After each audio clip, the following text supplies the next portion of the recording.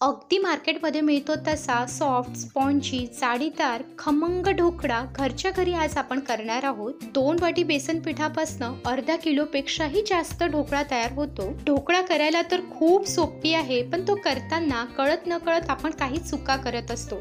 त्यामुळे तो आतून कच्चा राहतो, जाळीदार होत नाही, त्यावर लाल डॉट्स येतात, खाताना कोरडा वाटतो। तर असं होऊ नये त्यासाठी अगदी परफेक्ट प्रमाणात कप आणि टीस्पूनने हे आपण प्रमाण पाहणार आहोत।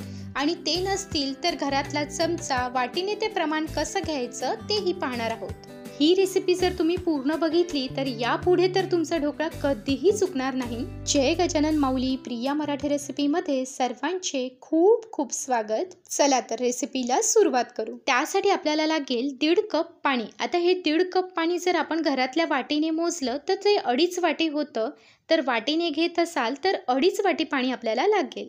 आता आपला ढोकळा छान नरम व्हावा, खाताना घशात अटकू नये त्यासाठी काय करायचं, मी या ठिकाणी हलकं कोमट पाणी घेतलं 1 कप आणि आणखी अर्धा कप। पाण्याचं प्रमाण जर कमी झालं तरीसुद्धा ढोकळा खाताना तो कोरडा वाटतो, त्यासाठी परफेक्ट प्रमाण घ्या। त्यानंतर लागेल 3 टीस्पून साखर। आता 1 टीस्पून साखर आपण चमच्याने मोजली तर ती पाऊण चमचा होते, तर चमच्याने घेत असाल तर 2 चमच्यापेक्षा थोडी जास्त घ्या।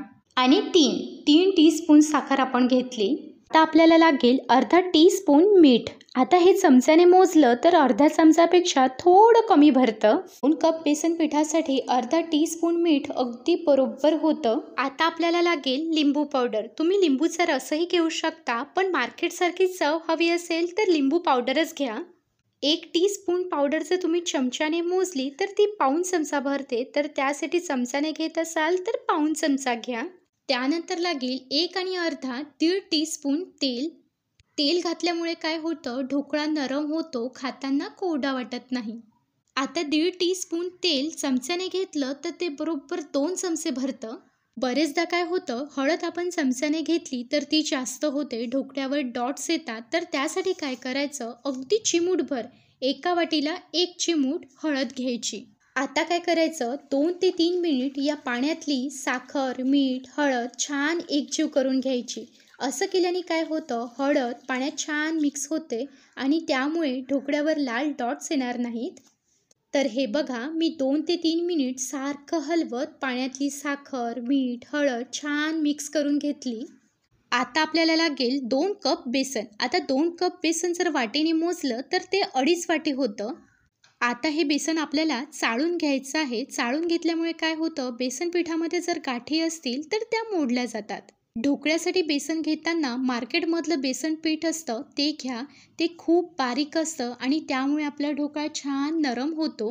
बेसन चाळून झालं की आता रईने आधी हे बेसन मिक्स करू आणि त्यानंतर 5 ते 6 मिनिट एकाच दिशेने हे छान फेटून घ्यायचं।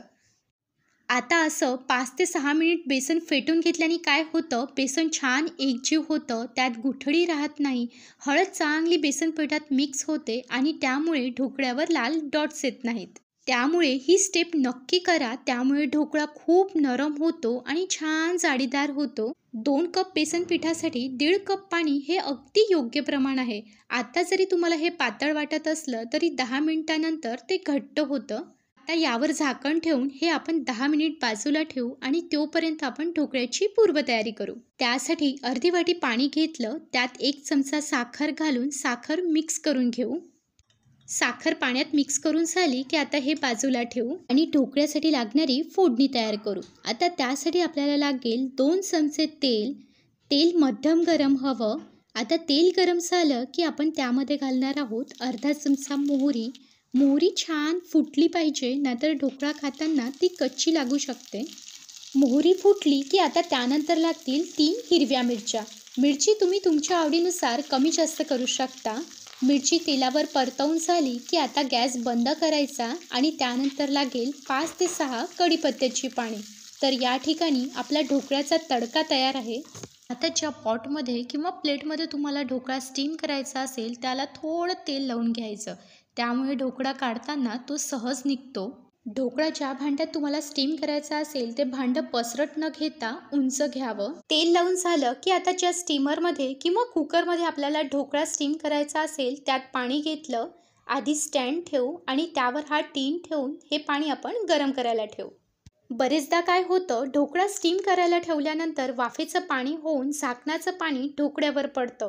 त्यामुळे ढोकळा ओलसर होतो. असं होऊ नये त्यासाठी झाकणाला असं सुती कापड बांधून घ्यायचं, त्यामुळे ढोकळा ओलसर होत नाही. तर या ठिकाणी बेसन बाजूला ठेवून 10 मिनिट झालेले आहेत. 10 मिनिटामध्ये बेसन छान मुरतं. बघा, पहिलेपेक्षा घट्ट झालं.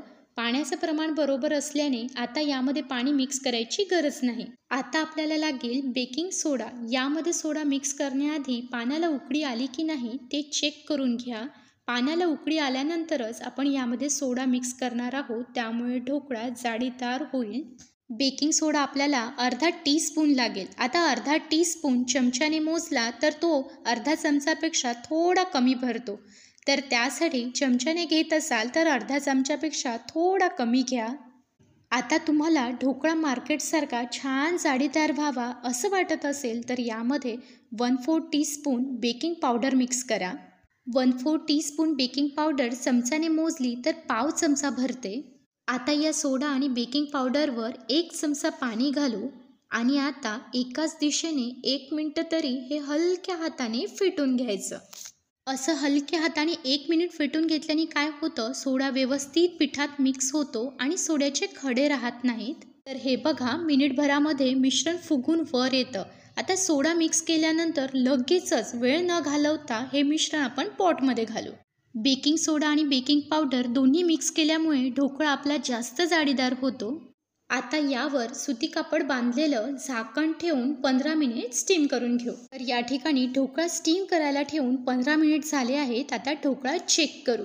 मस्त, तुम्ही बघू शकता ढोकळ्यावर एकही लाल डॉट्स आलेला नाही. आता ढोकळा काढून घेऊ. तर या ठिकाणी आपला ढोकळा खूप गरम आहे, तर पूर्ण थंड होऊ देऊ. ढोकळ्याला छान जाळी दिसावी त्यासाठी ढोकळा थंड झाल्यानंतरच कट करायचा. तर अर्धा तास हा ढोकळा मी बाजूला ठेवला होता. या ठिकाणी हा पूर्ण थंड झाला आहे. आता कट करून घेऊ. तर त्यासाठी ढोकळ्याच्या आधी कडा सैल करून घ्याव्यात आणि आता त्यानंतर आपल्याला हव्या असलेल्या लहान मोठ्या आकारात कट करून घ्यायचा. ढोकळा सॉफ्ट आणि स्पॉन्जी होण्यासाठी परफेक्ट प्रमाणाबरोबरच काही छोट्या छोट्या टिप्स लक्षात घेणं गरजेचे आहेत, तरच ढोकळा सॉफ्ट आणि स्पॉन्जी होतो. तुम्ही या ठिकाणी बघू शकता, झाकणाला कापड बांधल्यामुळे ढोकळ्यावर पाण्याचा थेंब किंवा ओलसर झालेला नाही. बघा, एक पीस मी तुम्हाला मधातला काढून दाखवते. मधातला असला तरी व्यवस्थित स्टीम झालेला आहे.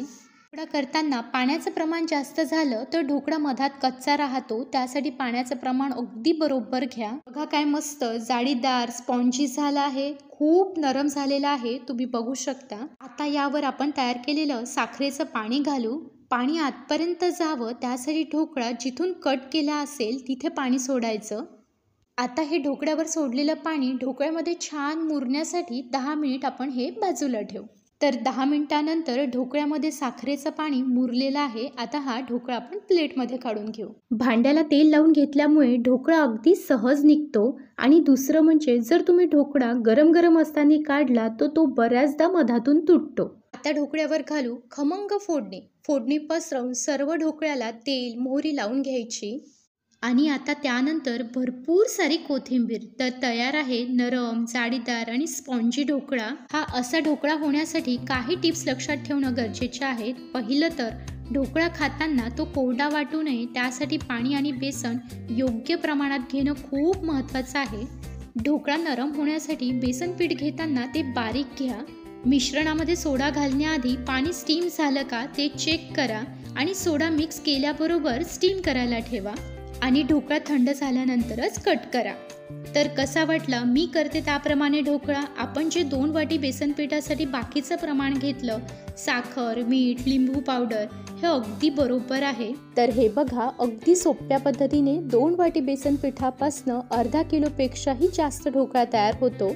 नरम जाळीदार मार्केटसारखा ढोकळा तयार आहे. नक्की करून बघा आणि ही रेसिपी आवडली तर लाईक करा, शेअर करा आणि सबस्क्राईब केलं नसेल तर नक्की करा. चला तर भेटू अशाच मस्त रेसिपीमध्ये. तोपर्यंत जय गजानन माऊली.